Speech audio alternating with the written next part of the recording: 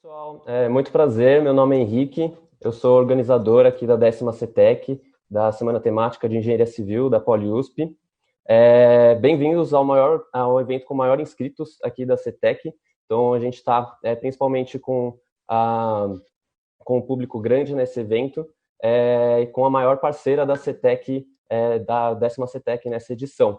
Então, a Gerdau, uma das maiores empresas multinacionais brasileiras na área civil, uma das maiores empresas em aços longos e especiais do mundo. Então, muito obrigado, Gerdau, pela participação aqui com a gente. A gente está muito feliz com essa parceria. Hoje a gente está aqui com a Rosane Bevilacqua e com o Maurício, e hoje a gente vai falar principalmente sobre métodos construtivos e inovadores na construção civil. Então, muito obrigado pela presença de todo mundo. Vai falar sobre produtividade, sobre a industrialização do setor. Eu queria apresentar primeiro aqui a Rosane e o Maurício. Então, bem-vindos, Maurício, a esse evento aqui da CETEC. Se vocês quiserem se apresentar, por favor, fiquem à vontade.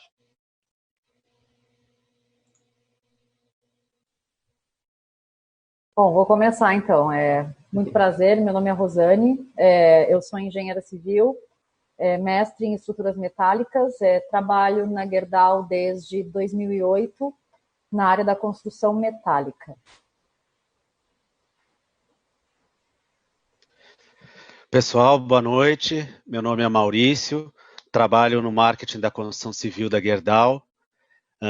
Tenho praticamente 20 anos de casa e atuo aí na parte de construção armada, mais focado aí em concreto armado, tanto em produto, desenvolvimento de produto, como em soluções. Sou mestre também em tecnologias construtivas pelo IPT, focado mais em corrosão, tema também importante aí para a durabilidade das nossas estruturas.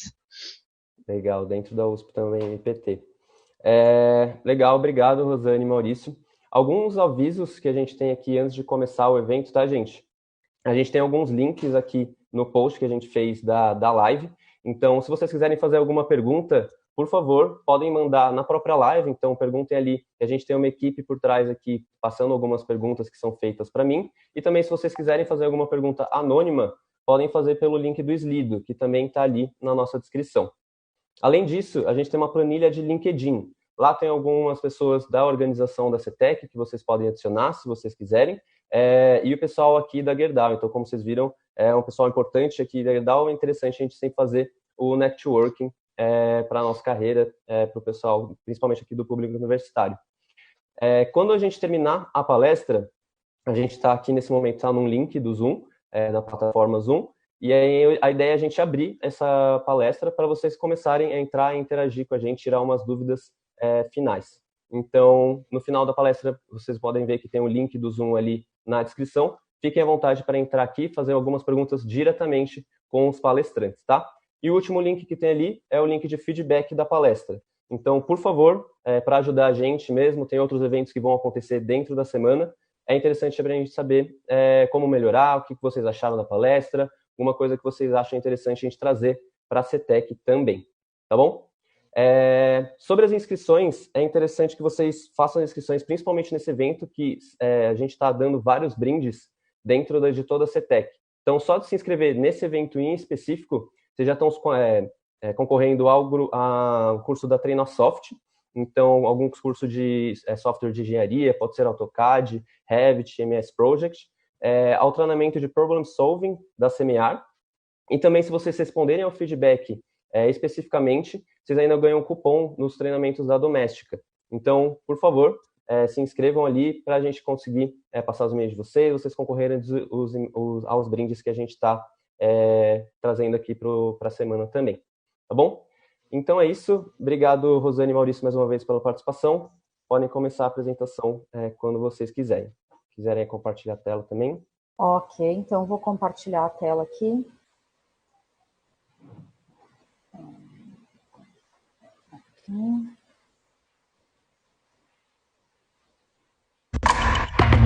Ups, peraí.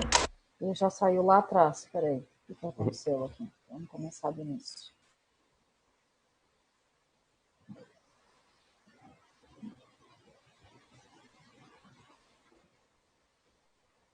Foi? Tá dando para ver a tela já?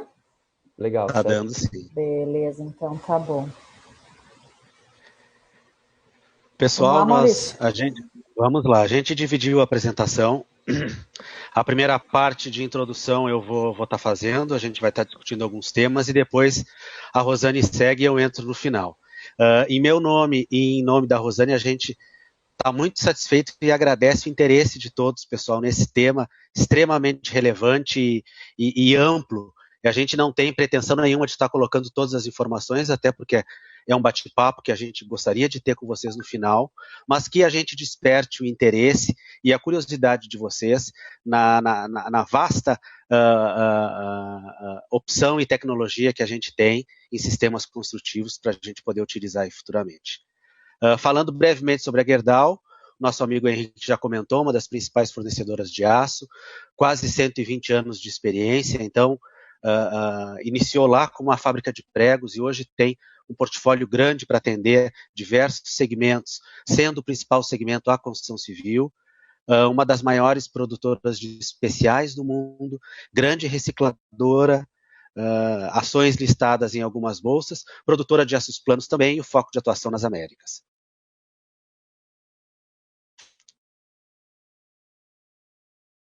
Pessoal, falando um pouquinho de aço, né?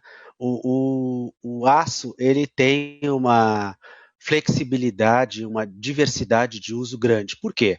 Porque ele tem propriedades extremamente relevantes como durabilidade, resistência, ser 100% reciclável. Para vocês terem uma ideia, a gente tem mais de 4.000 ligas registradas no mundo. Então, eu adicionando elementos no aço, eu consigo propriedades específicas que eu posso utilizar em diversos segmentos e faz parte do nosso dia a dia. O grande mercado é a construção e infraestrutura, que absorve aí 52% de tudo que é produzido no mundo, mas eu tenho fornecimentos importantes para máquinas e equipamentos, toda a parte de transportes, a parte de embalagens, né, pessoal, extremamente importante, linha branca, equipamentos elétricos, então eu tenho um uso muito diversificado, pelas características aí que eu comentei. E aí, falando um pouquinho do nosso segmento, né, pessoal, da nossa indústria da construção civil, principalmente no Brasil. Então, o Brasil, ele é o maior mercado da América Latina. Nós temos aí aproximadamente 210 milhões de habitantes, um país grande e pungente. Por outro lado, um déficit habitacional que só cresce ano a ano. O último dado que nós temos, extraoficial, é de 7,7 milhões de moradias, a necessidade. E se a gente avaliar, meus amigos, a situação precária que muitas residências têm, a gente passa de 14 milhões. Então é um tema extremamente relevante, a construção civil, e uma questão muito além do que ser sanitária, né, pessoal? Uma questão de vida e de qualidade de vida para a população. Em números, para vocês verem o tamanho dessa indústria, gera mais de 10 milhões de empregos, diretos e indiretos, já representou 13, 14% do PIB, hoje representa em torno de 9% do PIB brasileiro, investe mais de 600 bilhões, isso em obras do nosso segmento imobiliário, obras do segmento de infraestrutura, e recolhe impostos aí para os governos, quase 200 milhões. Então, é um mercado, uma indústria da construção extremamente relevante. Mesmo com esses números, pessoal, é um dos setores menos desenvolvidos que a gente tem no mundo e com a menor produtividade em comparação aos demais. Então, é um contraponto, é um contrassenso que a gente vê aí, pela importância da construção civil, o pouco que a gente conseguiu avançar ao longo dos anos. Isso, pessoal, é mundial. Quando a gente compara a construção civil no Brasil, a gente vê um gap ainda. A nossa construção é um pouco mais arcaica do que a gente vê em outros países. Esse gráfico e essa tabelinha na lateral, a gente vê claramente a evolução ao longo dos últimos anos de segmentos aí como a agricultura. A agricultura está muito falada aqui no Brasil, né, pessoal? Por quê? Porque a gente sofreu um processo de industrialização fortíssimo, com mecanização da nossa agricultura. Colocou a agricultura do Brasil em outro patamar. A indústria, no geral, teve um avanço grande. Atacado e varejo, economia em geral, até trabalhos mais artesanais e como mineração, teve um avanço de produtividade. E a gente olha a construção civil, se mantém aí estagnada, saindo de um patamar muito baixo. Então, a gente vê indústria de manufatura, a gente vai comparar com a indústria automotiva para frente, quão diferente é e como a gente pode também utilizar como exemplo.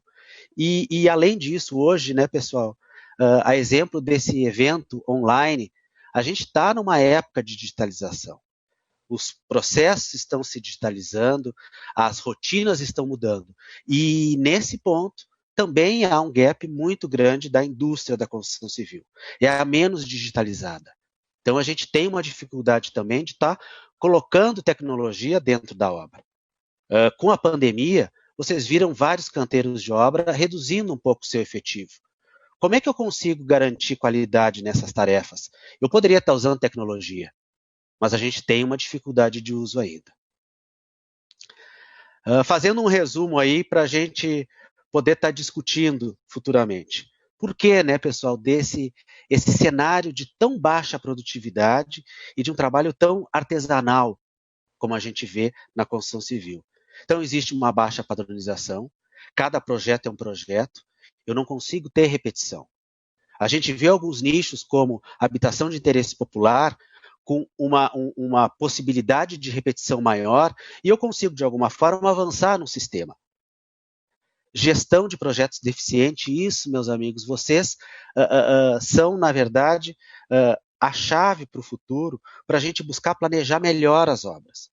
Fora do Brasil, a gente sabe, gasta muito mais tempo planejando do que executando. Aqui é o inverso. A gente planeja pouco e toca para execução. Tocando para execução, eu tenho uma infinidade de perdas e de um mindset que a gente escuta muito, né? Na obra a gente dá um jeito. Cadeia fragmentada, a gente vai fazer uma alusão aí à indústria automotiva para ver que isso é um complicador. Hoje, para tu executar e tu construir uma obra, tu precisa de um pacote de fornecedores muito difícil de estar gerindo. Mão de obra pouco qualificada, isso é histórico no Brasil, e baixo investimento em inovação e digitalização. Por quê, né, pessoal? A indústria, até há pouco tempo, ela estava buscando sobreviver. Então, hoje a gente, antes do Covid, estava num momento bom e a gente vai voltar certamente a ter força na construção civil. É o momento de buscar inovação e de buscar digitalização e de sair um pouco desse status quo que a gente acabou permanecendo por tanto tempo.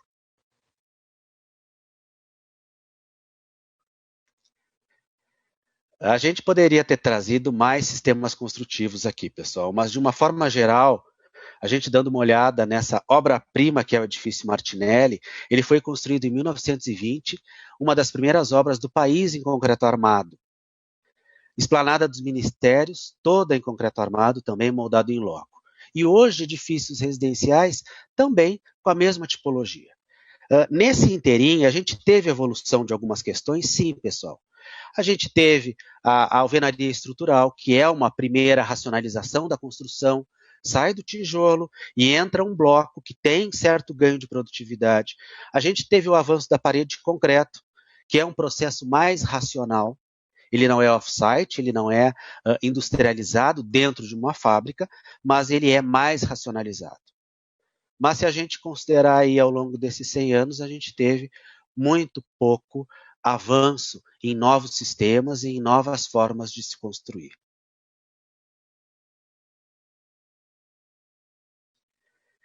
E aí, pessoal, assim, sempre um paralelo, né, com a indústria, a cadeia de fornecimento. A Gerdau faz parte de uma parte importante aí de qualquer edificação, que é o aço. Então, a indústria vai buscar, e hoje mais que antes, avançar na cadeia e está trazendo valor. Mas, pessoal, para eu ter competitividade, eu não posso tirar uma tarefa feita no canteiro e colocar numa indústria. Eu preciso ter um mindset diferente e avaliar uma alternativa diferente. Eu tenho complicadores hoje, desigualdade fiscal, o custo da mão de obra industrial é maior comparado à mão de obra no local e a customização do projeto. A gente não consegue estar escalando. Precisa haver uma mudança nos sistemas construtivos, um avanço, de certa forma, para trazer uma solução com competitividade que traga a produtividade que a gente precisa no canteiro e a possibilidade de produção em escala que os fornecedores precisam para estar avançando. E aí, como eu comentei, vamos dar uma olhada nos números aí, fazendo um paralelo com a indústria automobilística. Ela não avançou tanto, pessoal, como a agricultura, mas a gente teve grandes avanços ao longo dos anos. Deem uma olhada na quantidade de fornecedores, aquilo que eu comentei. Uma obra, quase 1.000. Pessoal, olha a dificuldade que é gerir essa quantidade de fornecedores. Receber insumo, contrato, prestação de serviço. A indústria automobilística reduziu isso aí. Tem em torno aí de 15, 20 a 28 fornecedores, dependendo do tipo de carro. O custo da mão de obra representa uma pequena fração de um automóvel. E na nossa indústria da construção civil atual, quase representa 50%. De 40% a 45% é custo com mão de obra. Estoques. As obras precisam ter estoque, né, pessoal? Por todas as dificuldades e os ajustes que são feitos in loco. Então, eu preciso aí de 60 dias no mínimo, até 6 meses, dependendo da obra. Qual é o estoque de uma indústria automotiva? 6 horas. Um dia. É uma produção puxada, então puxada pela demanda. Muito do Lean, que vocês certamente estão escutando bastante essa terminologia. E o prazo de fabricação, nem comparação, né? A gente tem 18 meses para uma edificação e horas para um automóvel. Comparando, muitas vezes, até mais complexo do que uma própria edificação. E aí alguns marcos, né? 1912, início da produção em série com a Ford.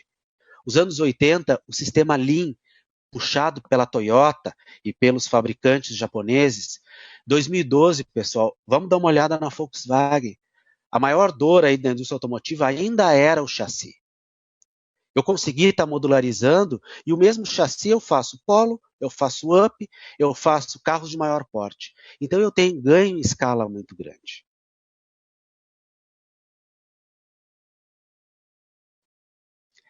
Como eu comentei, né, o chassi do carro é uma estrutura principal.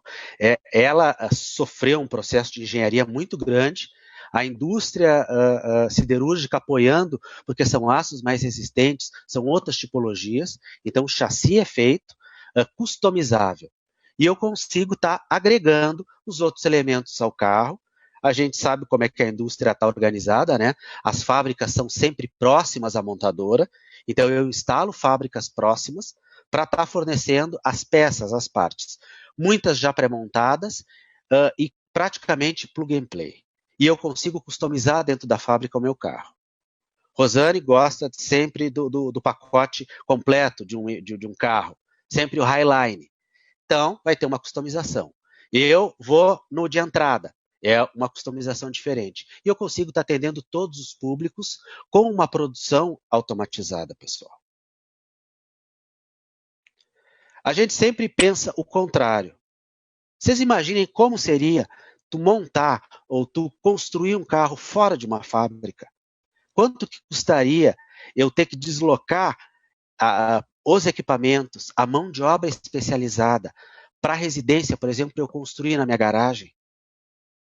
Isso foi feito um estudo e um comparativo muito simples aí. Um carro de 30 mil dólares iria custar 300 mil, com um prazo de execução muito maior. Essa é uma alusão muito boa que a gente faz com a nossa indústria da construção civil.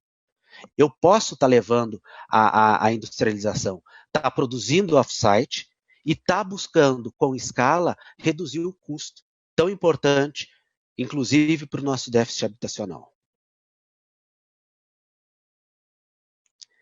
E aí, meus amigos, a pergunta que vocês escutam e que a gente escuta tanto hoje em dia: como que eu melhoro a produtividade e qualidade da construção? Ponto importantíssimo, meus amigos: qualidade da construção. A gente tem uma norma de desempenho que exige que a parede tenha um desempenho aceitável, térmico, acústico. Eu preciso ter uma estrutura que dure pelo menos 50 anos. Esses pontos, eles eram negligenciados, hoje é uma exigência. Então, eu preciso agregar produtividade e ter efetivamente edificações com qualidade superior. Primeiro tópico, a racionalização de projeto e processo. Meus amigos, isso é o que a gente faz. Então, a gente teve evoluções, como a parede de concreto que eu comentei. É uma racionalização como a alvenaria estrutural. É uma otimização de um processo e de um projeto. Novos sistemas construtivos, meus amigos, abrem um leque de oportunidades e de opções que a gente tem para construir. E aí, muito vinculado à parte que a Rosane vai trazer para a gente, de sistemas off-site. Como que eu tiro? Como que eu divido a minha edificação e consigo estar produzindo parte dentro de uma fábrica com alta produtividade e garantindo uma qualidade superior da construção? Esse é o nosso desafio. Falando em desafio, meus amigos, o que a gente vê aí e temas importantes para vocês que deve estar na cabeça de vocês hoje? Uso de tecnologias, informação e comunicação, a parte da digitalização que eu comentei. Existe uma resistência pelo setor ser tradicional e conservador. Vocês lembram do drywall, a dificuldade que foi introduzir o drywall? Um sistema não 100% off-site, mas um sistema mais industrializado. Eu não preciso quebrar a parede para fazer instalação hidráulica e elétrica. Mesmo assim, teve dificuldade. Falta de comprometimento com inovação. É um momento que as indústrias, junto com a academia, certamente vão buscar isso e uma necessidade da gente padronizar. Tendência. O que eu tenho de tendência? Construção off-site, como a Rosane vai comentar. Toda a parte de pré-fabricados, tanto de concreto quanto de estruturas metálicas, qualquer tipo de frame, coloquei ali steel frame, mas ele pode ser uma estrutura leve ou pesada, feito com chapa dobrada ou feito com perfis laminados. Construções adaptadas para os ambientes, aí muito vinculado, meus amigos, à norma de desempenho. Uma casa em São Paulo tem que ter um desempenho térmico e acústico, por exemplo. Uma casa no Nordeste tem que ter outra questão. Então, não é uma solução para um país com tanta diversidade de clima também. E métodos construtivos que tragam sustentabilidade, ou seja, consiga racionalizar o uso do insumo. Eu trouxe esses próximos 2 slides, pessoal, são termos que vocês certamente vão escutar bastante, se já não estão escutando. Então, o primeiro é Modern Methods of Construction. Então, esse MMC engloba todo tipo de construção, não só off-site, mas construções modernas, tipologias modernas, híbridas, montagens diferentes, agregação de materiais. Então, esse é um termo que está muito em alta. Vocês coloquem lá no Google Scholar, vocês vão ver a quantidade de pesquisa e projeto que tem nessa linha de métodos modernos de construção. O segundo termo que eu trago, esse é bem novo, pessoal, até para nós, Design for Manufacturing and Assembly, ou seja, eu projeto focado na manufatura e na montagem da estrutura. Essa terminologia e esse conceito é muito usado em qualquer indústria seriada, pessoal, mas ela está sendo fortemente utilizada na construção civil. Por quê? Tu desenhar e tu projetar uma edificação que eu consiga manufaturar e eu consiga montar de uma forma otimizada. Então, um exemplo colocado aqui é praticamente um projeto no BIM, né, meus amigos? Vocês veem todas as estruturas, a parte de instalações, cruzando informações e buscando sinergia para conseguir a melhor eficiência na construção da nossa edificação.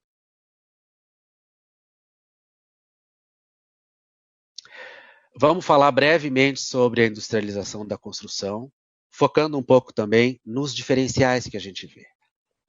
O que é industrializar, né, pessoal? Esse é um conceito bacana e esse Lego aqui do lado traduz bem o que a gente tem que buscar para industrializar e para estar colocando parte da construção off-site. A estrutura, o chassi, seja de concreto, aço, madeira, mista, híbrida, vai ser concebido um layout a partir dessa estrutura. Uma estrutura padronizada, apta a ser replicada. Então, é um processo construtivo que utiliza elementos estruturais modularizados. Vai ter a criatividade do arquiteto? Claro que vai. Em N etapas. Mas eu tenho um chassi customizável que eu consigo estar utilizando. Benefícios, pessoal, que a gente tem, benefícios diretos aí com a industrialização. Alta precisão dimensional, automação dos processos, máquina CNC. Independente da fábrica que eu estou tratando, seja uma fábrica de estrutura metálica, seja uma fábrica de pré-fabricados, eu tenho uma automação desse processo. Eu tenho máquinas CNC que leem as informações digitais e traduzem com muita precisão nas peças. Alta qualidade, meus amigos, importantíssimo, tanto em elementos pré-fabricados de aço ou concreto, muito fácil eu estar integrando os projetos. Eu tenho uma equipe multidisciplinar que trabalha e agrupa. Eu consigo estar viabilizando muitas vezes a produção off-site, ou pelo menos, pessoal, uma pré-produção. Eu industrializo uma parte, eu tiro uma dor da obra e eu coloco um pouco de tecnologia no canteiro, facilitando a execução. E sem interferência de condição climática. Pessoal, isso é extremamente importante. Por quê? A gente falando de concreto e de outras tecnologias, mas principalmente o concreto, eu tenho uma interferência da condição climática. Dias de chuva, muito calor, muito frio, eu tenho que ter um controle maior. Eu paro etapas de produção, como fundações e outras e concretagens, dependendo do tempo. Eu produzindo parte da estrutura dentro de uma fábrica, eu tiro essa variante.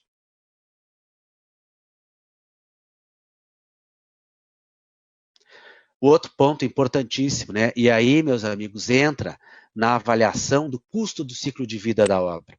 Eu não posso comparar custo de construção com custo de construção. Eu preciso comparar o custo do ciclo de vida da obra. Ou seja, eu reduzo o tempo, eu reduzo uma equipe in loco e eu consigo estar colocando essa edificação em uso antes. Redução de prazo de obra.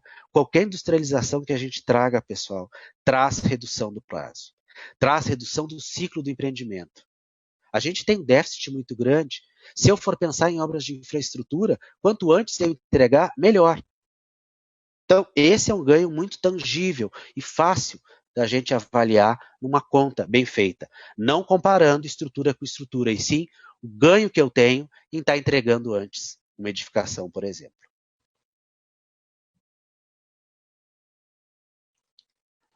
Pessoal, conectividade com diversos tipos de materiais. Hoje, a gente está no momento de sistemas híbridos. Eu preciso tirar o melhor de cada material. E eu tenho materiais disponíveis. Eu preciso tirar partido das características positivas do concreto? Sim. Do concreto armado, da estrutura metálica, conseguir vencer vãos maiores, dos pré-fabricados, da madeira, do vidro.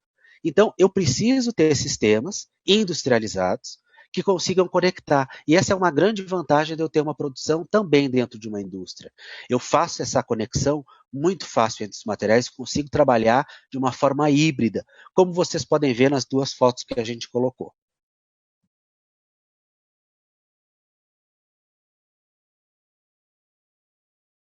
Pessoal, uma outra questão importante, simplicidade de transporte e manuseio. Eu tenho peças padronizadas, eu já busco projetar pensando em industrialização. Aquele termo que eu comentei, eu faço o projeto pensando na montagem da obra. Então, eu faço uma tipologia de peças, de estrutura metálica, de madeira, de pré-fabricados, que eu consiga estar transportando para a obra de uma forma econômica. Então, o mesmo tipo de peça e peso, muitas vezes, reduzido. Porque falando de estrutura metálica, a Rosane vai comentar, uma resistência muito grande por área, a estrutura metálica tem. Eu tenho a possibilidade de usar aços mais resistentes. E falando de peças de concreto pré-fabricado, eu posso utilizar um FCK maior. Porque dentro da fábrica, pessoal, eu tenho um controle grande do concreto. Então, eu consigo estar reduzindo o tamanho da peça, produzindo ela dentro de uma fábrica. E um tema extremamente relevante, meus amigos. Por quê, né? Por que quando a gente fala de sustentabilidade, a gente fala da construção civil? Porque a construção civil, meus amigos, é o maior consumidor de insumo do mundo.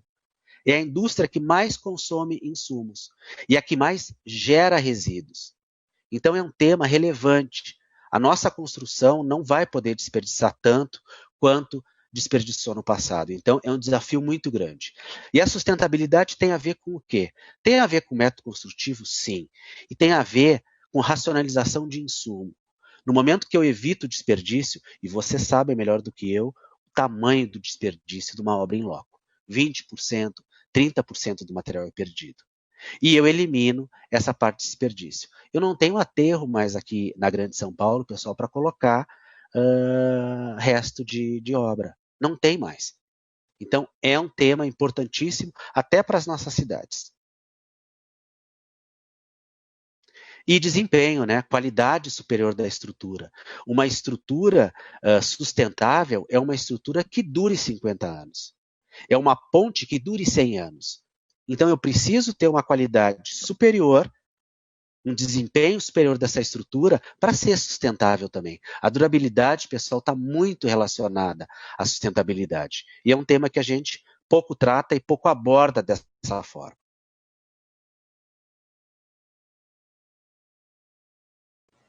Bom, pessoal, agora eu vou aproveitar aqui o gancho do Maurício e vamos começar a falar um pouquinho, então, onde é que efetivamente todo esse conceito da industrialização pode ser incorporado nas nossas obras, na nossa realidade, né?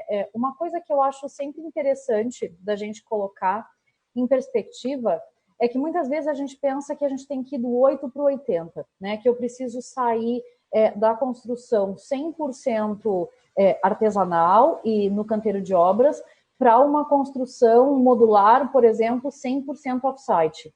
E o que eu quero mostrar para vocês aqui nessa sequência de slides é que, implementando algumas melhorias, tirando alguns subsistemas do canteiro de obras, a gente já consegue trabalhar com resultados muito superiores em relação ao que nós temos nas nossas obras, tanto em termos de prazo, quanto em termos de qualidade.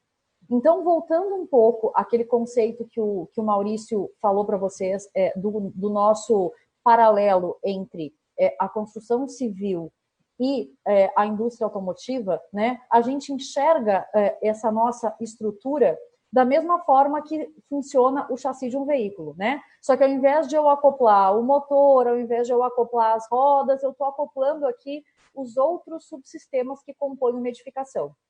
Então, a gente vai falar um pouquinho de cada um deles, né, das fachadas, das vedações internas, das lajes, dos sistemas prediais e da fundação, e onde é que eu consigo agregar tecnologia e industrialização em cada um desses subsistemas. Começando, então, aqui pelas fachadas, né, aí a nossa primeira perguntinha aqui, né, qual desses sistemas construtivos aqui parece mais racional para vocês, né? Eu trabalhar com uma estrutura, por exemplo, metálica aqui, né, extremamente rápida de ser montada e extremamente precisa, e depois eu monto essa estrutura aqui, isso aqui é um edifíciozinho de 2 pavimentos, puxa, eu vou conseguir montar essa estrutura metálica aqui em 2 semanas. Em 2 semanas eu ergui uma estrutura metálica e vou passar os próximos 4 meses empilhando bloco para fazer a vedação dessa minha edificação.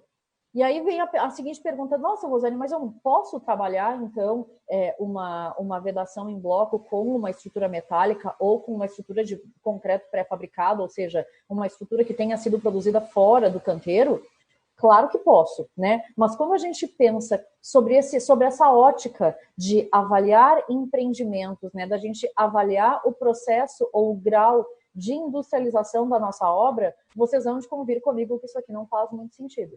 Né? Eu tenho uma quantidade muito grande de patologias, né? Eu tenho 2 materiais que trabalham com deformações, dilatações completamente diferentes e, em geral, ainda para complicar um pouco mais a nossa vida, quando o arquiteto ou mesmo o engenheiro sabe que a gente vai usar uma vedação de bloco aqui nessa estrutura metálica, principalmente, ele não vai trabalhar o detalhamento, né, a paginação dessa vedação aqui no projeto. E aí, a gente está deixando o pessoal, na obra, decidir como é que essa vedação vai ser incorporada nessa nossa estrutura. Então, aqui é um exemplo clássico, né? Quer dizer, se eu tenho uma obra em estrutura metálica especificamente e eu vou fazer uma alvenaria de bloco aqui, eu tenho que trabalhar no conceito exatamente oposto ao que se trabalha numa vedação de blocos em uma obra de concreto armado tradicional. Ao invés de eu engastar essa minha alvenaria aqui na minha estrutura metálica, eu preciso desconectar para garantir que eu consiga ter as deformações da estrutura metálica independentes dessa minha alvenaria. E para isso, eu preciso de projeto. Se eu não fizer projeto, o pessoal na obra vai fazer do mesmo jeito que faz o convencional. E aí, além de tudo, a gente vai ter o aparecimento de diversas patologias. E aí o pessoal olha e fala assim, nossa, Rosane, mas estrutura metálica não funciona. Olha só, a minha obra está lá e está cheia de rachadura na minha estrutura, na minha alvenaria, cheia de fissura no meu reboco. Por quê? Porque a gente gastou tempo fazendo um projeto da estrutura metálica e esqueceu de conectar o subsistema que vai chegar nela e que de alguma maneira vai estar trabalhando junto, né? E quando a gente passa para essa imagem da direita aqui, a gente necessariamente está trabalhando com um sistema que foi extensamente detalhado na etapa de projeto. Então, a gente consome um pouco mais de tempo de projeto, né? E a gente não tem dúvida de que papel custa muito mais barato do que refazer em obra, né? Hoje nem papel mais, né? Hoje são horas de projeto, né? Porque a gente tem hoje tudo em BIM e cada vez mais a gente tem trazido um volume menor de projetos no papel para as obras, né? Mas obviamente eu preciso gastar um pouco mais de tempo na etapa de projeto para garantir que eu tenha uma conexão perfeita desse subsistema industrializado com uma estrutura aqui que também está industrializada. Ou pensem vocês que se eu simplesmente esqueci de prever os pontos de conexão aqui dessa minha fachada pronta com essa minha estrutura de concreto aqui, imaginem o trabalho que a gente vai ter para colocar insertos metálicos, por exemplo, para corrigir um erro de projeto, né? Um esquecimento, a falta de um inserto aqui para receber essa fachada. Então, quando a gente trabalha nesse conceito de industrialização, a interdisciplinaridade, como o Maurício falou lá atrás, ela é chave para que esse processo funcione. Porque senão, além da gente ter materiais que não necessariamente são compatíveis, a gente passa a ter um monte de problemas na obra e toda aquela agilidade que a gente pretendeu desde a etapa de projeto acaba sendo perdida quando a gente parte para o canteiro, né? Então, aqui a gente tem alguns exemplos, né, de paredes híbridas, né? Então, eu posso ter uma parede pré-fabricada de concreto, né, ou de aço, com um elemento isolante aqui no meio, ou seja, eu tenho uma preocupação muito grande de garantir o desempenho dessa minha fachada, né? Ou seja, eu preciso garantir o isolamento termoacústico e eu posso conseguir isso com uma massa muito grande de concreto ou posso trabalhar com materiais muito mais leves, né, onde eu consigo trabalhar com peças mais esbeltas, mais leves e com a garantia do desempenho aqui também, né? E aí consigo, além disso, compor diversas tipologias para a fachada, né? Eu vou trazer aqui um pouquinho mais em frente, ó, um exemplo de uma fachada que é uma fachada pré-fabricada, né, que está indo pronta aqui para o canteiro de obras, já com o acabamento final, inclusive, né, do que vai ficar externamente. Então, eu posso utilizar diversos tipos de materiais aqui, posso utilizar uma fachada ventilada, né, que é um sistema que ajuda muito em toda essa questão de sustentabilidade também, reduz muito o consumo de energia, por exemplo, como o ar-condicionado. Eu consigo trabalhar com materiais e tecnologias muito mais racionalizadas do que a tecnologia que a gente usa no canteiro de obra, né? Aqui eu tenho um exemplo de uma fachada unitizada, né? Qual é a grande vantagem desse tipo de utilização aqui de fachada? Vocês podem observar aqui que essa fachada, ao invés de ser montada de fora para dentro, ela é uma fachada montada de dentro para fora. E isso, quando a gente fala na realidade de obra, é uma grande vantagem, principalmente em termos de segurança dos operadores, porque eu não preciso ter alguém por fora fazendo essa composição, né? E consigo trabalhar aqui com sistemas extremamente estáveis, né? Então, a gente está com um sistema aqui onde eu já tenho todo o vidro posicionado aqui. Vocês observam aqui na parte superior os locais onde é feita a conexão dessa fachada aqui com as estruturas, né? Então a conexão é extremamente simples, é uma conexão por gravidade e as peças superiores servem simplesmente para posicionar essa fachada e impedir que ela se desloque para fora da edificação, mas eu consigo trabalhar com toda a montagem dela pelo lado interno da obra, né? Aqui na direita a gente tem um outro exemplo, né, de fachadas em painéis termoisolantes. Então também hoje nós temos materiais e tecnologias que permitem aí aos arquitetos obterem diversas texturas, diversas tipologias diferentes de fachada, né? Então, foi-se o tempo onde a gente tinha uma fachada de telha, como o pessoal falava, né? de telha de fechamento, onde tudo parecia um galpão industrial, né? Então, hoje a gente já consegue trabalhar com materiais e tecnologias que nos garantem também um efeito estético muito interessante, né? E uma excelente qualidade aí para as edificações. Quando a gente passa para as vedações internas, o conceito é muito parecido, né? Eu tenho, por exemplo, uma vedação interna em drywall, né? Que é um sistema construtivo que traz uma produtividade muito grande, além de uma flexibilidade ainda maior, né? Hoje, com a pandemia, mas mesmo antes da pandemia, né, a gente já vinha observando um movimento de uma necessidade muito maior de flexibilidade das edificações, né? O consumidor tem mudado muito as suas necessidades e as obras precisam ter essa flexibilidade, essa característica de hoje eu tenho 3 dormitórios no meu apartamento, amanhã eu quero ter 2, dali a pouco esse edifício que estúdio, eu posso juntar 2 estúdios e transformar eles num apartamento maior, ou seja, uma alvenaria que é moldada em loco, praticamente nos retira toda essa flexibilidade, né? A quantidade de mão de obra agregada para eu conseguir fazer qualquer tipo de adaptação e alteração em obra é extremamente complexa, né? Quando a gente parte para um sistema como esse, que já existe no Brasil há muitos anos, mas que, infelizmente, só recentemente a gente tem visto uma aplicação mais massiva desse tipo de tecnologia, né? Favorece muito essa questão.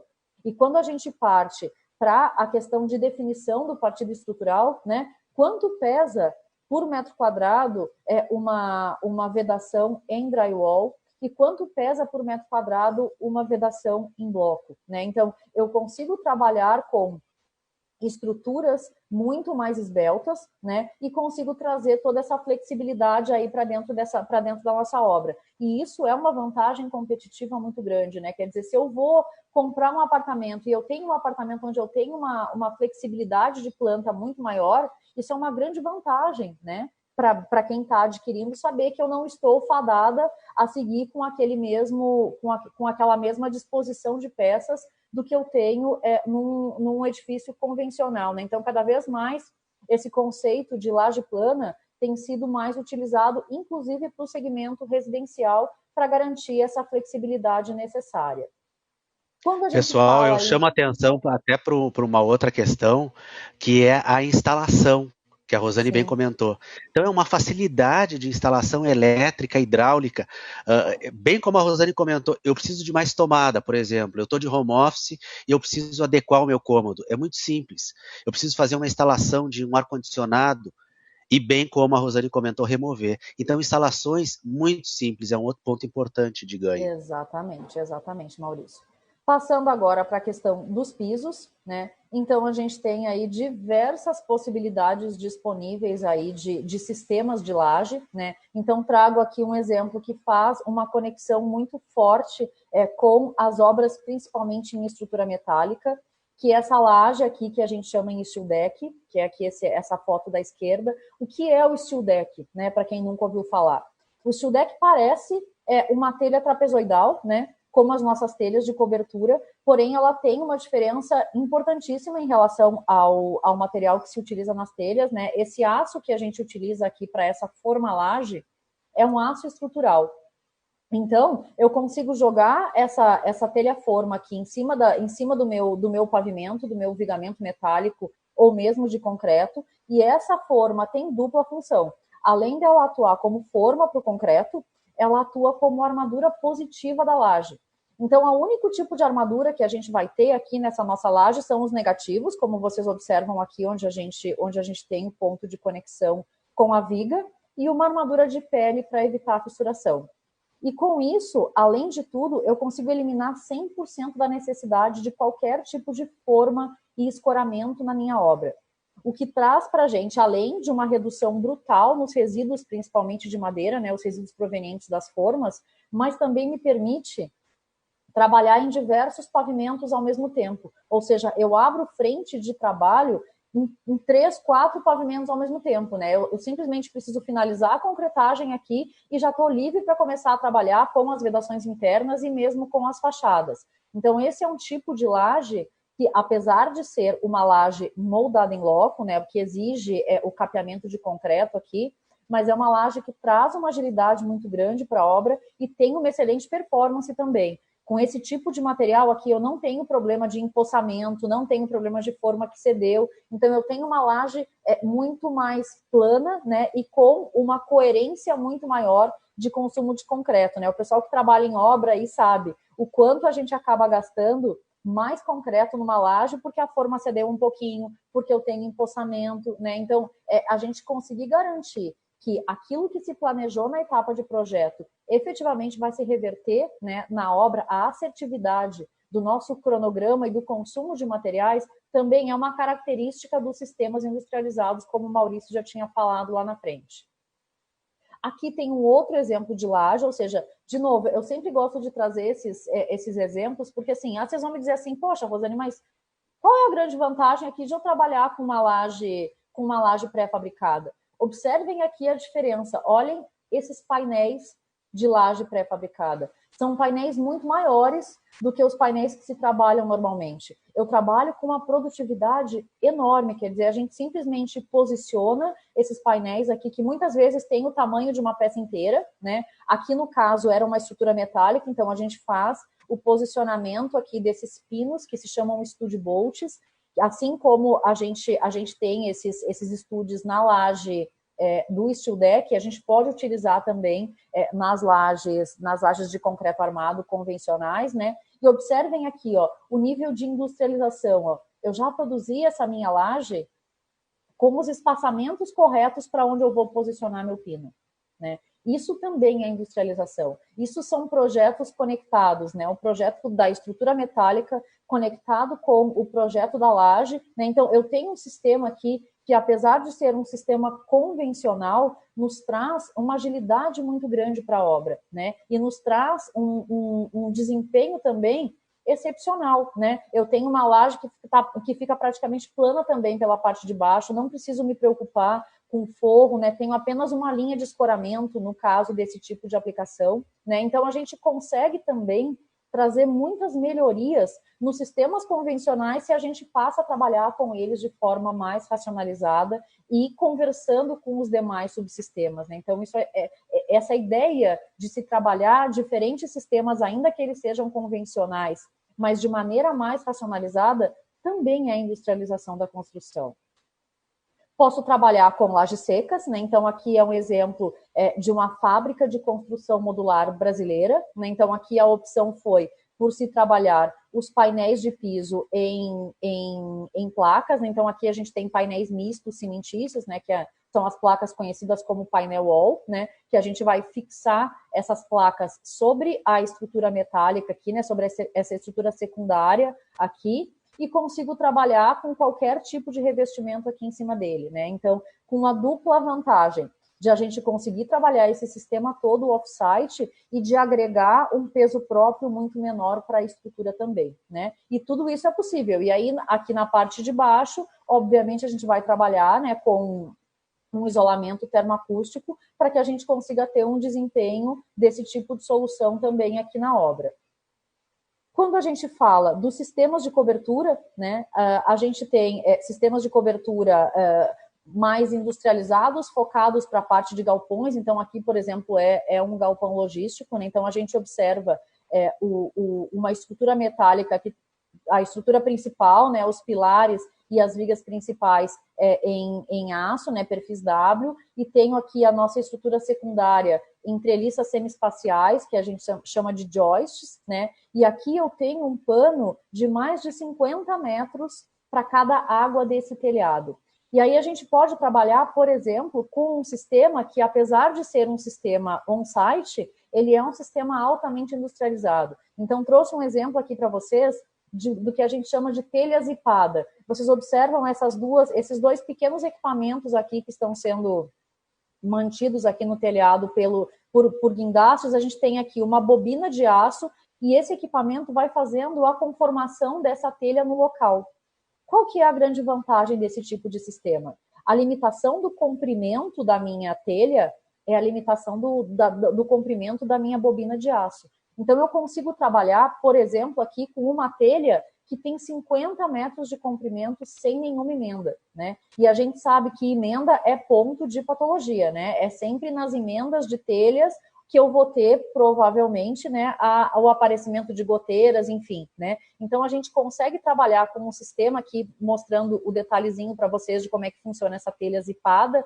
A gente tem esses clipes aqui, né? Então, você vai posicionar esses clipes em cima da estrutura metálica, 100% parafusado.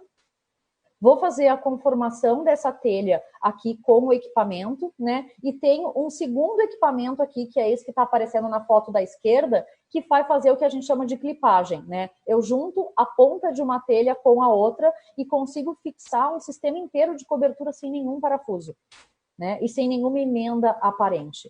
Além do que, a gente consegue trabalhar, por exemplo, com um sistema desse, com inclinações menores que 5%. Em geral, a gente trabalha de 2,5% a 3% de inclinação, né? E isso vocês podem falar assim, Rosane, que diferença faz, né? Poxa, uma telha trapezoidal eu consigo trabalhar com 5%. Quando eu penso num telhado que tem 50 metros de largura aqui em cada água, ou seja, um telhado inteiro de 100 metros, significa que eu consegui reduzir drasticamente o meu pé direito, né? Porque a inclinação vai me obrigar a aumentar o pé direito da minha estrutura. Quer dizer, eu estou gastando mais material, um pilar mais curto, né? E uma estrutura aqui que vai consumir menos aço. A parte de coberturas tradicionais, né? Então a gente tem aí um engradamento em estrutura metálica que pode ser conectado com uma estrutura convencional, né? Então pequenos ganhos de industrialização aqui nas obras convencionais. Com relação aos sistemas prediais, o Maurício já adiantou um pouco o tema aqui, né? Observem, né, o quão organizados são os sistemas prediais quando eu trabalho com sistemas industrializados, né? Eu tenho um projeto que efetivamente é seguido à risca na obra, né? Vocês observem aqui como você tem uma organização muito maior, né, dos sistemas de elétrica e hidráulica e como é mais fácil fazer também as intervenções e as manutenções nesse tipo de sistema. Na parte hidráulica, da mesma maneira, né? Então, hoje já é uma realidade a gente mandar para a obra os kits hidráulicos, né? Para que eu não precise executar tudo em obra, os shafts, que me facilitam muito a manutenção, né? E as tubulações IMPEX, que também apresentam uma eficiência muito grande em relação às tubulações de PVC, né? Então, nos trazem muito mais flexibilidade e uma facilidade muito maior de se executar manutenções, né? Hoje a gente já consegue evoluir em alguns casos, né, dos kits hidráulicos para paredes hidráulicas. Então essas paredes hidráulicas são mandadas prontinhas para a obra, né? A gente simplesmente encosta ela na laje e faz a conexão aqui do esgoto e da água, né? Então imaginem o quanto de velocidade e de confiabilidade a gente está agregando utilizando esse tipo de sistema, né? Quer dizer, eu elimino praticamente o aparecimento de patologias, né, de problemas no pós-obra, então a gente tem um sistema muito mais confiável em termos de desempenho. Quando a gente fala na questão das fundações também, né, então a gente pode trabalhar com sistemas metálicos, tanto para a fundação, né, então estacas metálicas cravadas, né, e também os sistemas de contenção. Então, a gente consegue cravar perfis metálicos praticamente na divisa de terreno, né, e a gente vai prancheando aqui com essas pranchas de concreto pré-fabricado, e a gente já tem aqui uma contenção que já tem um aspecto praticamente pronto aqui para finalização e consumindo uma área muito menor do nosso terreno. Aqui também tem uma solução, né, em estaca pré-moldada de concreto armado, ou seja, a gente consegue trabalhar com muito mais agilidade aí nos sistemas dentro da obra, né? E o que a gente enxerga, né, como evolução, né, dessa conversa toda? Que esses sistemas consigam ser cada vez mais integrados uns aos outros. E na fábrica, né? E aí a gente entra no conceito da construção modular. Então, aqui alguns números, né, do que a gente tem de construção modular, né? Então, quando a gente trabalha com esse conceito de construção modular, eu tenho redução de prazo acima de 50% nos prazos de obra, né? A gente consegue ter redução de 20, até 20% nos custos de construção com ganhos de escala. Então, eu consigo, inclusive, ter uma construção possivelmente mais barata do que numa convencional, quando a gente tem escala, né? É uma tecnologia que tem um potencial para resolver o nosso gap de produtividade no setor, como o Maurício já falou, né? Tem um potencial de mercado aí de até 30% do mercado residencial, de 10% do mercado de lajes corporativas, e é um tipo de aplicação com uma performance mais otimizada para edifícios de até 5 pavimentos, e aí a gente vai ver por que mais na frente, né? Então, aqui as principais vantagens, né? A gente tem aí uma redução brutal nos prazos de obra, né? Que nos levam a um menor ciclo dos empreendimentos e, por consequência, a antecipação do retorno do investimento, ou seja, eu investi e com uma obra mais rápida eu começo, se eu for alugar, se eu for, enfim, o uso que for dado para a minha edificação, eu consigo obter o retorno do meu investimento muito mais rápido, porque eu tenho uma obra mais rápida, né? Tem um produto de excelente qualidade, então aqui vocês observam, né, o quanto a gente trabalha aqui dentro de fábrica com todos os sistemas testados, né? Então eu tenho um controle efetivamente de fábrica, né, o que me traz uma redução importante nos custos de pós-obra, né? E eu tenho produtos que são extensamente testados, né? Porque módulos são muito similares em termos de estrutura e em termos de instalações, principalmente, né? Então eu consigo trazer uma padronização muito maior desses projetos, o que não significa falta de flexibilidade, né? Mas é um trabalho muito mais padronizado para que a gente consiga ter produtos aí mais repetitivos. A gente tem toda uma questão de performance, né? Então, os materiais que são utilizados na construção modular são materiais, em geral, mais leves e de alto desempenho, né? A gente consegue reduzir também os custos das fundações, exatamente pela leveza desses módulos, e toda a questão de sustentabilidade, né? Quer dizer, eu tenho um aproveitamento de materiais todo feito dentro da fábrica, né? Então, a gente tem uma redução de desperdício muito grande, né? Os números que as empresas de construção modular trazem em relação a desperdício é da ordem de 3 a 5%, né? Enquanto nas obras convencionais, aí numa obra com um rigoroso controle de qualidade, a gente vai ter aí um desperdício na ordem de 13 a 15%, pelo menos, né? Então, essa questão de sustentabilidade também é uma vantagem muito grande desse tipo de sistema.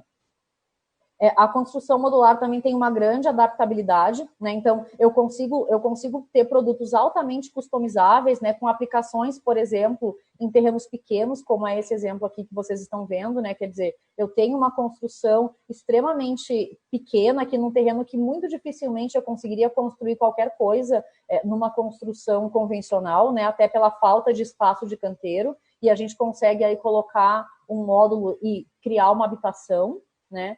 Trago uma tecnologia embarcada muito maior, né? Então, todos esses projetos de construção modular são todos padronizados e otimizados no BIM, né? Tem toda uma tecnologia embarcada que já é intrínseco do processo, né? E com isso a gente garante uma escalabilidade muito maior dessa solução, né? E uma assertividade de cronograma de custo, né? Se eu tenho um produto que é padronizado, que é produzido dentro de fábrica, eu tenho muito menos dependência, né, de condições climáticas, de envio de materiais para a obra. Eu trabalho com materiais mais padronizados e essas indústrias também conseguem trabalhar com estoques muito melhores. Ou seja, em geral, elas conseguem trabalhar a aquisição desses insumos muito mais otimizada, né? Isso se reflete aí nessa questão de assertividade. Então, aqui tem um gráfico interessante, né, que é um resumo de tudo que eu falei para vocês, né? O grau de industrialização não precisa ser necessariamente essa última foto aqui da nossa direita, né? Eu não preciso ter necessariamente uma casa equipada, modular e finalizada, né? Eu posso ir trazendo diversos avanços tecnológicos que me permitam trabalhar numa construção modularizada 2D ou 3D, né, que é essa foto aqui que eu trouxe para vocês, né? Então, a gente divide a construção modular em dois grandes grupos, né? A construção volumétrica, ou 3D, né, onde eu envio esses módulos 3D para serem simplesmente conectados em obra, né? A gente chama eles até de plug and play, né? ou posso ter uma construção panelizada em 2D, né? Quer dizer, eu posso ter uma estrutura, um frame, seja ele de concreto ou metálico, e vou trabalhando os demais subsistemas de maneira panelizada, né? E com isso eu também consigo garantir aí muitas vantagens, que é a que eu trouxe aqui para vocês, né? Então a gente tem aqui características diferentes, né? Como é que eu vou escolher se eu vou trabalhar com uma construção modular volumétrica ou panelizada, né? Então, quando a gente fala do volumétrico, a principal característica é uma maximização do prazo de obra, né? Eu consigo trabalhar com prazos de obra extremamente exíguos e consigo otimizar a eficiência com o uso da industrialização, né? Tem uma montagem extremamente simples no canteiro, mas tem uma operação de logística muito mais complexa, né, para o transporte desses módulos e também mais cara, né? Quer dizer, é muito mais caro eu transportar um módulo pronto, né, do que transportar um sanduíche de diversos painéis. Quando a gente fala do 2D, né, eu consigo me utilizar de diversas técnicas construtivas, né, para que eu consiga melhorar a montagem do canteiro, né. A panelização de alguns sistemas já traz grandes vantagens para a obra, né, como os sistemas de vedação, de ar-condicionado, né, trabalhá-los com soluções padronizadas pode trazer grandes vantagens para a obra. Também tem uma montagem bastante simples no canteiro, com a vantagem adicional de ter uma facilidade muito maior no transporte desses painéis, né? Então, aqui estou trazendo alguns exemplos, né, para vocês de obras que já existem no sistema modular, né? Então, aqui a gente observa uma estrutura panelizada, aqui então eu tinha uma estrutura, não, perdão, uma fachada panelizada, né, onde a gente trabalhou com uma estrutura convencional, né, de concreto, mas trabalho com um sistema todo industrializado para as vedações, né? Inclusive todas as texturas, todos os detalhes de fachada já foram feitos em fábrica, né? Então isso traz uma vantagem muito grande de obra, né? Aqui eu vou trazer um vídeo rapidinho para vocês de uma obra na China, né, de um modular 3D. Ups, peraí que ele voltou. Ups. Então, aqui vocês observam, né, o quanto a gente consegue trabalhar com sistemas extremamente rápidos de se executar, né? Então, é modularizado, inclusive desde a estrutura, né, com a fachada unitizada, como eu mostrei para vocês, né?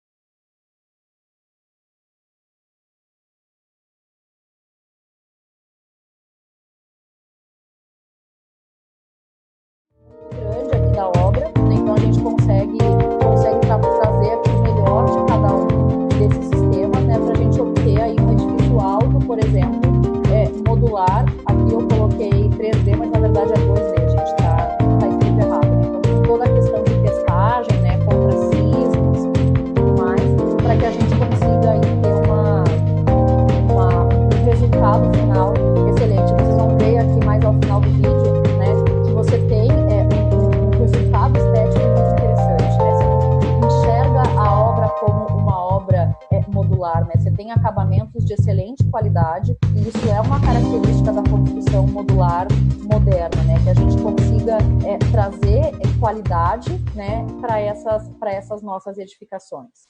Aqui um exemplo brasileiro, né, e da Gerdau. Não sei se todos puderam acompanhar, né, mas nesse momento de pandemia, a Gerdau construiu, em apoio à Brasil ao Cubo, que é uma empresa nacional lá de Santa Catarina, 2 hospitais modulares, né? Então, já vou passar o vídeo aqui que a gente está com pouco tempo, para a gente já vou falando aqui dos detalhes. Deixa eu baixar aqui. Então, aqui, os módulos, a estrutura metálica sendo produzida aqui na fábrica, né? Então, aqui a gente tinha 2 fábricas diferentes atuando, né? Então, a gente produziu o frame metálico, né? Então, vocês observam como é extremamente simples, né, a produção desse material, né? Então, a gente tem aí perfis W para as vigas externas, né? As vigas internas em perfil U, e a gente já saía dessa primeira fábrica com o piso montado, né? Então aí vocês vão observar, né, que a gente consegue ir empilhando, né, diversos painéis de piso, e eles foram encaminhados para uma segunda fábrica, onde o restante da construção modular foi executada. Então, assim, um processo extremamente rápido, né? A gente teve uma obra que ficou pronta desde a etapa de projeto até a finalização da montagem em 33 dias. Então, foram 120 leitos em 33 dias, né? Quer dizer, seria impossível que a gente conseguisse... Quando eu entrei aqui ontem, eu não acreditei no presente que a gente estava ganhando. A instalação é perfeita. É impossível a gente executar... É um hospital e ele foi construído tão rápido. Em menos de 10 meses. A gente está dando um presente para uma população que precisa muito. Ainda está alto? Deixa eu baixar. Melhorou? Melhorou bastante, obrigado. Beleza.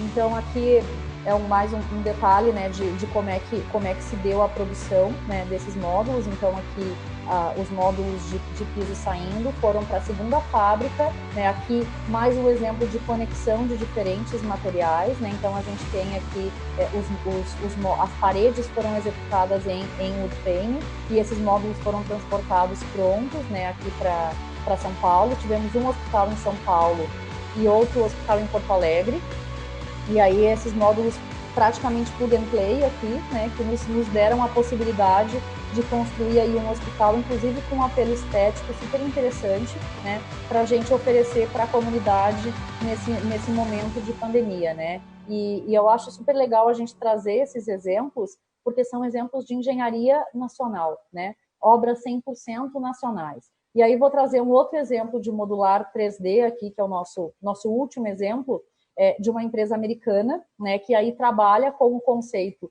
de construção modular em edifícios altos. Acho que o vídeo fala muito por si. Deixa eu baixar o volume de novo aqui.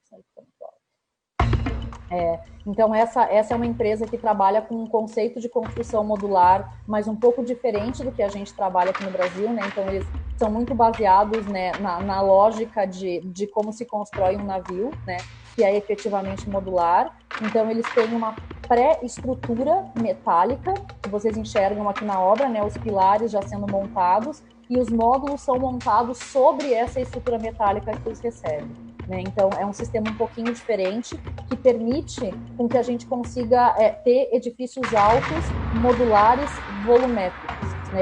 E a grande vantagem desse tipo de sistema que eles utilizam é eliminar a necessidade de uma estrutura duplicada, vamos falar assim, né? Quando eu tenho dois módulos que se conectam e eles são estruturais, né, você tem pilares duplicados e vigas de forro duplicadas, né? Então, nesse sistema, eles conseguem trabalhar sem nenhum tipo de redundância, né, que é o que a gente chama. E aí a gente observa como uma construção pode ser extremamente industrializada, né, e executada aí dentro de uma fábrica.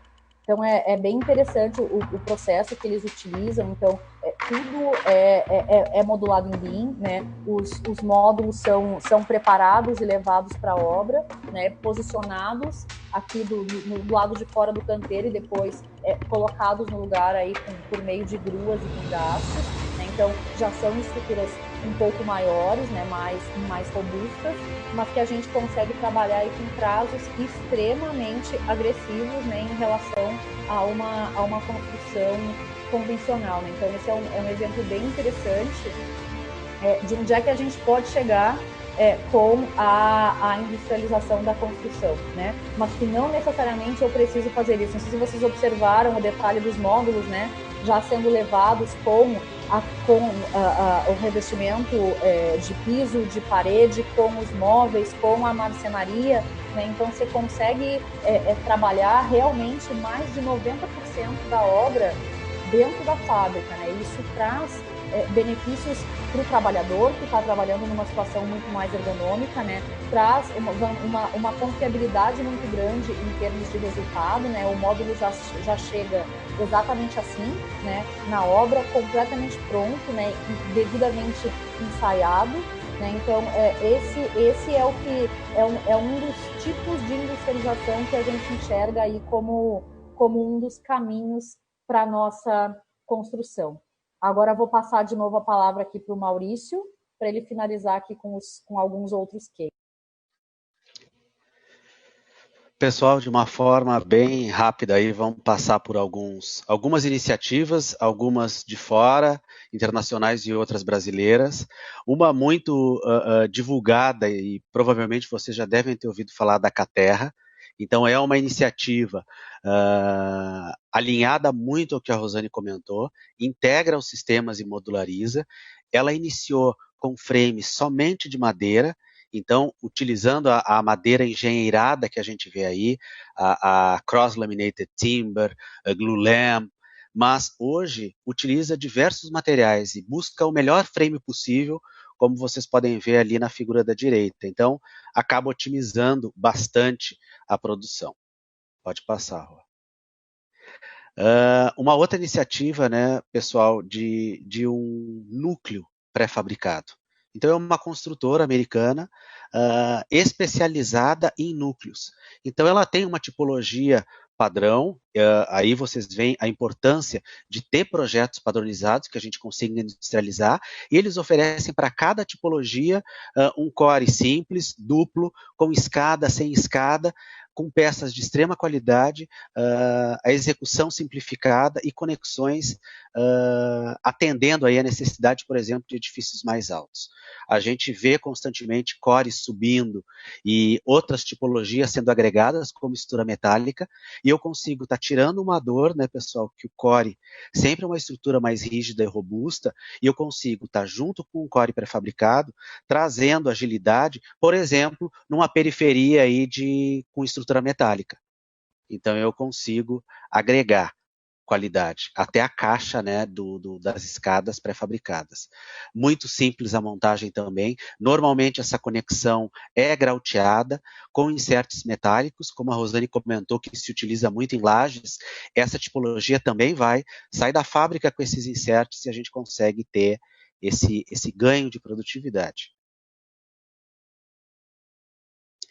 Pessoal, esse case ele é muito interessante, ele tem muito a ver com a modularização 2D que a Rosane comentou.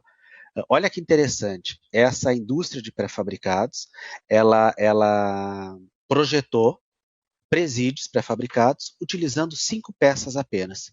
Então, eles produzem em larga escala essas 5 peças, e essas 5 peças montam qualquer dimensão aí de presídio.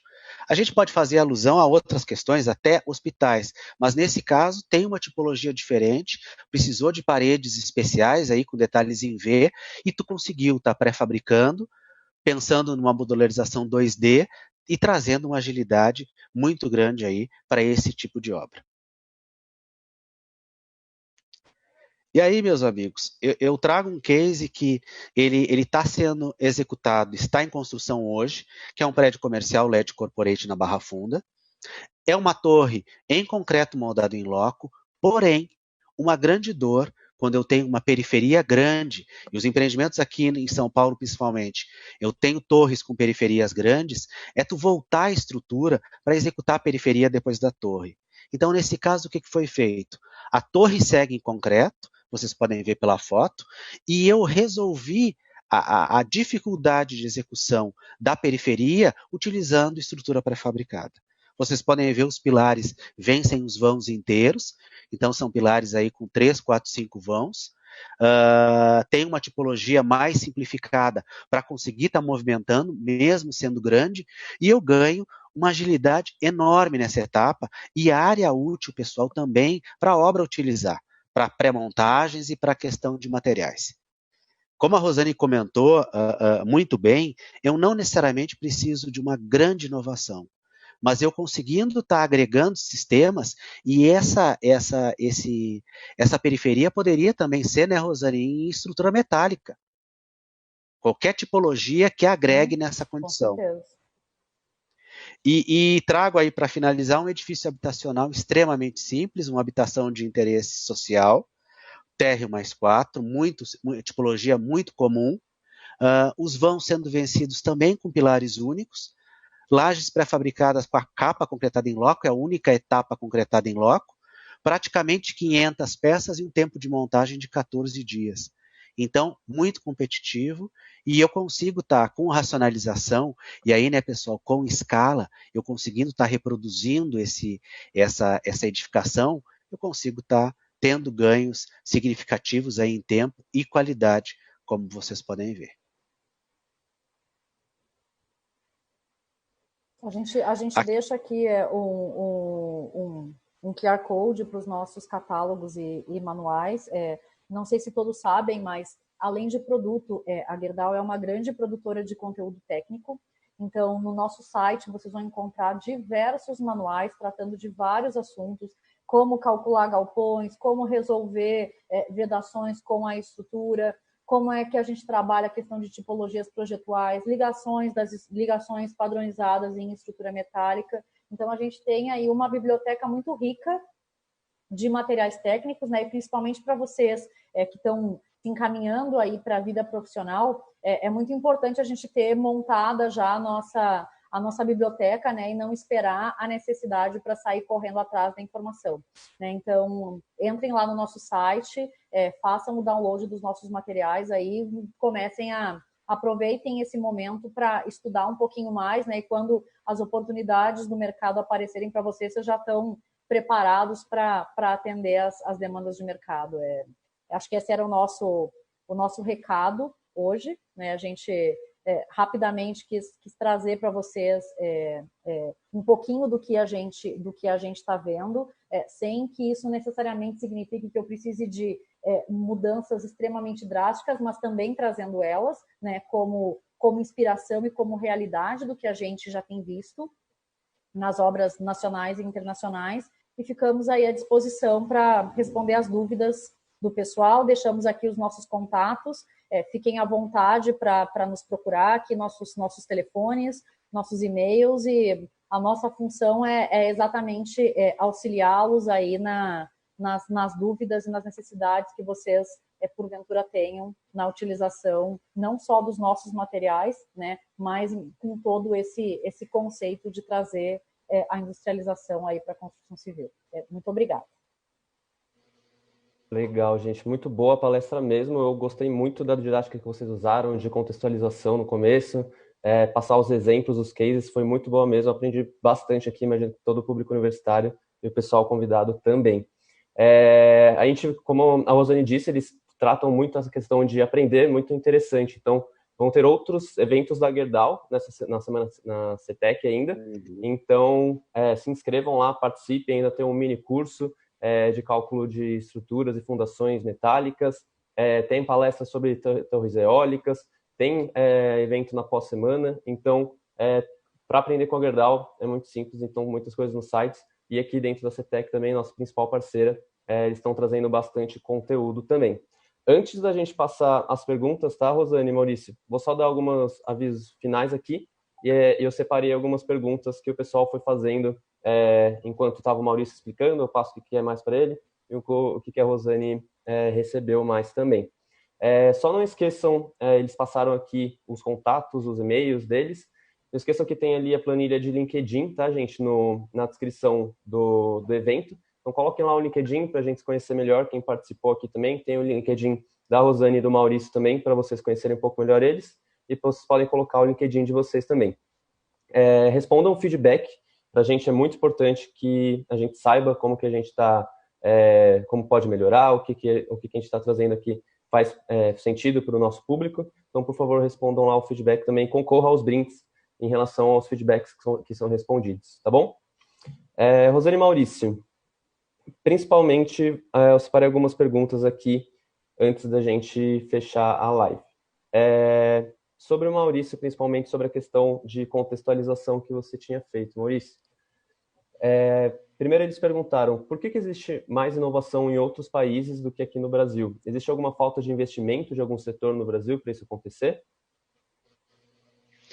O que acontece, né, Henrique? Existe, claro, uma questão cultural, da forma que a gente está construindo. Existe uma questão social, da gente alocar uma mão de obra que não tem um nível superior, não superior, mas que uma mão de obra não qualificada. então eu consigo estar absorvendo, e eu tenho uma característica histórica que está mudando de ter uma mão de obra também barata. Fora do país, a mão de obra pesa muito. Eu tenho serviços especializados e eu tenho outras necessidades, muito diferentes da nossa hoje e no passado, muito prazo reduzido e muito avanço nessa linha. Então se buscou, como a Rosane mostrou e trouxe cases excelentes de como a industrialização acabou avançando, mesmo em tipologias aí um pouco diferentes. Mas eu acho que basicamente é isso, uma questão cultural, uma questão também econômica e uma vasta oferta aí de mão de obra a um custo acessível. Legal, perfeito. E no começo da palestra você comentou sobre um dos principais fatores da falta de produtividade da engenharia civil, que era a questão de fornecedores. E aí um dos nossos visitantes perguntaram, o uso de estruturas pré-moldadas aumenta ou diminui o número de fornecedores? E o quanto isso influencia no cronograma da obra? Tá. Se eu utilizo estrutura pré-fabricada, eu vou reduzir alguns fornecedores, porque se eu faço em loco, eu preciso ter um empreiteiro contratado por uma tarefa completa, eu vou precisar estar adquirindo o aço, o concreto e os outros elementos aí que eu vou precisar, como aditivos e outras questões. Até a qualidade do concreto, tu precisa estar contratando um serviço. Tu buscando um pré-fabricado, e aí o importante é estar agregando mesmo a cadeia de fornecimento, que a Rosane colocou também bem forte. Eu agregando o pré-fabricador a outros sistemistas que atuam na obra, eu consigo estar buscando e garantindo uma redução de prazo e, com escala, uma redução de custo também. Eu tenho peças com uma qualidade melhor e eu acabo reduzindo o tempo de obra. Queria chamar a atenção, Henrique, para um ponto que a gente tem um déficit da cadeia não está agrupada. Então, ferramentas como o BIM e as discussões que a Rosane traz são importantíssimas para a gente buscar com que a cadeia de fornecimento, a indústria da construção civil como um todo, se conecte e agregue, ou seja, cada uma buscando soluções aí no seu âmbito para trazer produtividade e buscar industrialização e melhores resultados da construção civil no geral. Legal. Sobre a primeira parte de contextualização, era mais isso que apareceu. Tem outras perguntas, então, se vocês quiserem entrar no Zoom, podem entrar, pessoal. Daí a parte mais que começaram a perguntar quando a Rosane começou a apresentar. Rosane, qual a solução mais adequada para a vedação quando se usa a estrutura metálica? Os blocos cerâmicos realmente são uma boa opção ou utiliza-se mais o drywall? Bom, a gente tem soluções diferentes para vedações internas e externas, né? Mas quando a gente olha, como eu disse, nesse contexto, né, se eu espero maximizar os resultados, né, do meu empreendimento, utilizando uma estrutura metálica, que normalmente ela tem uma aplicação maior, quando eu tenho uma pressão grande por prazos de obra, a utilização da alvenaria de bloco ela não faz muito sentido nesse contexto, né? Quer dizer, é um tipo de sistema que eu levo muito tempo para executar, né? E que tem um alto nível de retrabalho, né? Quer dizer, eu monto essa alvenaria, aí depois eu quebro essa alvenaria para colocar as tubulações de elétrica e hidráulica, aí eu fecho de novo essa alvenaria, aí eu resolvo o problema de prumo e nivelamento na massa, e depois eu ainda tenho que fazer diversos outros passos, né, para que a gente consiga ter uma alvenaria efetivamente finalizada. Então, não é que não possa ser utilizado, né, mas você tem uma quebra de ritmo muito grande na obra, né, quer dizer, você tem um sequenciamento que eu não consigo executar praticamente nenhum serviço interno à obra enquanto eu não tenho finalizado a minha vedação externa, né. Então, se eu demoro muito para fazer essa vedação, eu fico empatando a vida das demais tarefas. Então, você tem um sequenciamento que fica muito quebrado. Então, a recomendação é sempre por utilizar sistemas um pouco mais industrializados, pelo menos para as vedações externas da edificação. Legal. Uma pergunta mais técnica aqui. Como é feita a instalação dos pilares únicos e em qual etapa do cronograma de obra ele se encaixa? O que seriam os apoios duplos mostrados no slide também?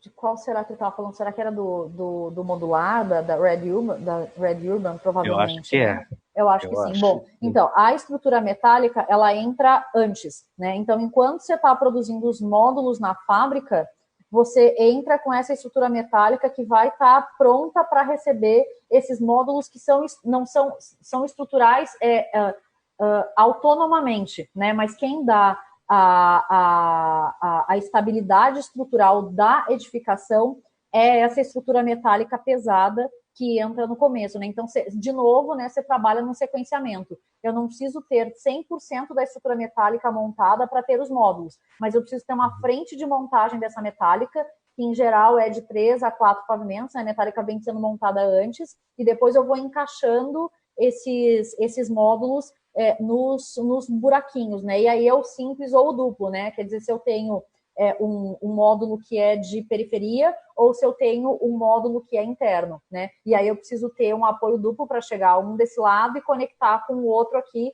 sem eu precisar de uma redundância de estrutura, né? Essa é a lógica desse tipo de estrutura modular. Legal. Agora algumas perguntas mais do público mesmo que aparecem, então é interessante conversar com alguém que já está no mercado de trabalho. A primeira é, quais são os softwares de engenharia para serem aprendidos durante o curso da Civil na universidade? Quais vocês mais recomendariam? Daí seria uma pergunta para ambos, né?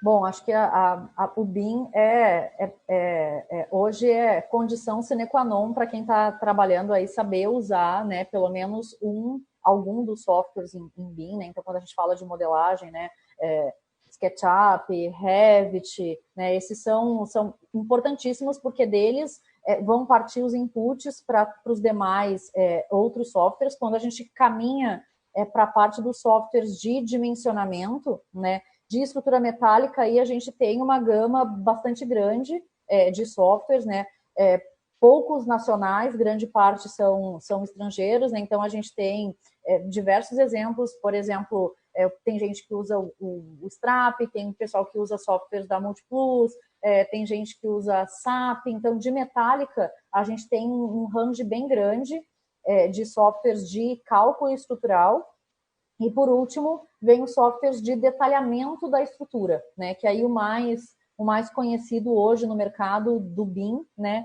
é o Tekla, ou o pessoal usa também não é Construmetal, esqueci o nome do software agora, falhou. Enfim, acho que do concreto o Maurício pode falar melhor do que eu aqui, né?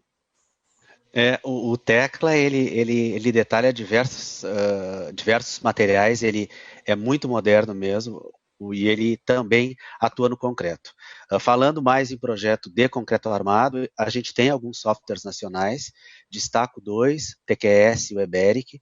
Eles têm boas plataformas, tem boa comunicação com o BIM, então tu consegue estar integrando, e o TQS tem até módulos aí de estrutura metálica também, e pré-fabricados, então ele busca, o Eberic também, ele busca estar conectando sistemas, então esses dois eu acho importante falando de cálculo estrutural, e como a Rosane comentou, sempre com apoio aí uma modelagem via elementos finitos, como o SAP, que pode estar modelando aí qualquer material. Eu acho que é bem importante também para quem quer seguir a carreira aí de cálculo estrutural.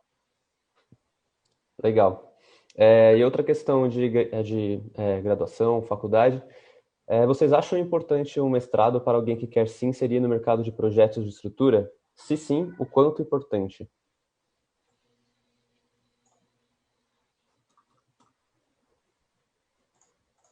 Eu posso começar. Eu acho assim, Henrique. Eu e a Rosane certamente somos aí, estudamos, né, e buscamos fazer um mestrado. Quando concluí a graduação, eu fiz uma especialização, porque eu já trabalhava, eu acabei não conseguindo conciliar o mestrado para calcular. Então, eu calculei alguns anos da minha vida, fui calculista. E o estudo pós-faculdade é essencial, viu, Henrique? Precisa estar aprofundando nas técnicas e tendo um conhecimento mais avançado da estrutura para tu ter também segurança para estar calculando. Então, eu não vejo dissociado. Eu acho extremamente importante tu seguir estudando. Acabei fazendo mestrado mais tarde e não vi demérito, mas eu poderia ter feito antes também, acabei fazendo uma pós-graduação. Mas eu acho importantíssimo para tu expandir um pouco os conhecimentos e entender mais no detalhe, porque a faculdade de engenharia civil é pesada, né, Henrique? Então, quando a gente chega lá nos cálculos, a gente já está aqui, ó. Então, eu acho que vale bastante aprofundar. Sou super a favor, eu acho que a Rosane também. Eu acho que, assim, principalmente quando a gente fala de qualquer dimensionamento estrutural que não sejam estruturas de concreto, a gente tem muito pouco, uma carga horária muito baixa ainda durante a graduação, né? Por falta de tempo, enfim. E é inevitável que você siga estudando, e aí eu acho que a condição de ser um mestrado ou não é muito relativa, né, da realidade de cada um. Mas, assim, para quem quer seguir para a área de cálculo estrutural, é fundamental aproveitar as oportunidades, principalmente durante a graduação, tentar fazer estágio, se aproximar de profissionais de referência, de bons escritórios de projeto, porque nem o mestrado, nem a especialização, nada é capaz de te trazer a experiência prática, né, de perrengue que a gente passa todo dia, né, e quem está na área de cálculo sabe, né, o tamanho do desafio que é a gente trabalhar com essas tecnologias inovadoras, e cada vez mais o mercado vai nos exigir que a gente seja multidisciplinar, né? Então, essa coisa do calculista só de metálica, só de concreto, só de madeira, isso cada vez mais tá caindo por terra, né? A gente precisa aprender a trabalhar com os diversos tipos de materiais, e hoje a gente tem também à nossa disposição, né? O Maurício é da minha época, né? Digamos que faz um pouquinho mais de 5 anos que a gente se formou. Na nossa época, você tinha muito menos acesso a cursos, informação e tudo mais, né? Quer dizer, hoje você tem aí uma gama gigante de informação, de curso, né? Então, a dica não dá para parar de estudar, né? Mas o mestrado não é um único caminho, né? Mas ele é uma porta importante para a gente seguir aprendendo e enxergar melhor os nossos caminhos, né? Acho que a conta é um pouco isso. Porque fazer o que todo mundo está fazendo, né, te leva para a vala comum, né? E ter ferramentas que te abram perspectivas de pensar diferente, fazer coisas diferentes, é o que vão te dar também resultados diferenciados, né?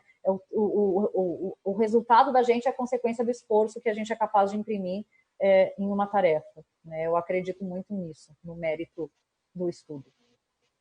Legal.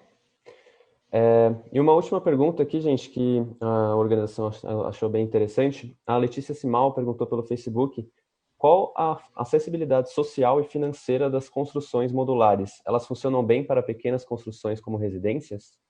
Então, a construção modular, ela tem uma questão de custo diretamente proporcional à escala, né? Então, se você me perguntar hoje, a construção modular, ela é aderente ao mercado de habitação de interesse social? Eu vou te dizer que no Brasil, não, né? Porque a gente ainda não tem escala. Mas quando a gente olha grandes fábricas, como o exemplo que o Maurício citou, como a Caterra, como várias outras, o pessoal trabalha. Essas empresas são muito focadas no residencial e muitas vezes o affordable home, que eles chamam, né? Que é a habitação de interesse social deles, né? E existem estudos, como eu trouxe para vocês ali naquela questão da conceituação do cenário. Você consegue ter uma redução de até 20% nos custos quando você tem efetivamente uma escala industrial, né, desse tipo de solução. Então, eu acredito que a construção modular não vai ser o único caminho, mas que se a gente efetivamente conseguir evoluir nessa questão da escala, nós podemos ter produtos que possam ser efetivos e aplicáveis também para o mercado de habitação de interesse social, sim. Legal. Show. Por enquanto é isso, gente. A gente já abriu aqui o link do Zoom para o pessoal entrar e fazer mais perguntas. Tem algumas outras perguntas que a gente não vai conseguir contemplar agora por causa do tempo, mas podem entrar aqui que a gente já está na sala do Zoom. Tem um pessoal aqui mutado que já vai conversar com a gente. Então, convido todo mundo que está assistindo a palestra agora para conversar aqui diretamente com a gente. Sobre a palestra, era isso. Muito obrigado mesmo, mais uma vez, Rosane e Maurício. Foi realmente muito didático. Aprendi muito hoje. Muito obrigado mesmo pela participação, tá bom? Obrigada. A gente que agradece, Henrique, o convite e a oportunidade. Uhum. Legal, obrigado, gente. A gente vai encerrando por aqui. Por favor, não esqueçam de dar o feedback também pelo link da descrição. Muito obrigado.